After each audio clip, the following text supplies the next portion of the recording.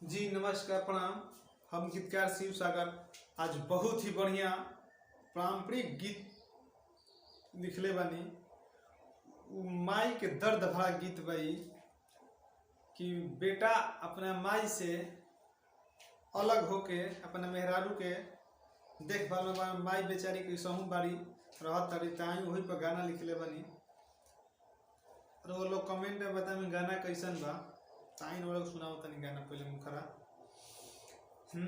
कि झर झर गिरतावे अखिया से लो रहो, कि झर झर गिरतावे अखिया से लो रहो, मेहरी में भुलाई गइल माई के छोर हो, मेहरी में भुलाई गइल माई के छोर हो, कि झर झर गिरतावे अखिया से लो रहो, मेहरी में भुलाई गइल माई के छोर हो।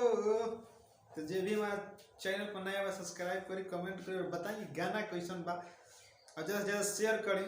जे भी सिंगर भाई गावे के बाद एक बार कॉन्टेक्ट में बादे गई गाना कैसे कि गा दिले बा। नहीं गाना तो सुनो तो नहीं हो। तोहरा खातिर केतना पूजली मैया देवता पितर, नव हो महीना रखली ग्रभवा के भीतर। हो तोहरा खातिर केतना पूजली मैया देवता पितर, नव हो महीना रखली ग्रभवा के भीतर। माई के ममता कि माई के ममता के तू गइल बबुआ तू रहो, कि माई के ममता के तू दिहल बबुआ तो रहो, मेहरी में भुलाई गइल माई के छोर हो, मेहरी में भुलाई गइल। अभी निकले बनी से थोड़ा कुछ डिस्टर्ब होता गाय में, लेकिन बढ़िया बा। नहीं दूसरा काम था सुनाओ तनी। कि अपने उपास रह के तुहके खियावली, जब जब रोवत रहल तुहके मनावली, कि अपने उपास रह के तुहके खियावली, जब जब रोवत रहला तुहके मनवाली।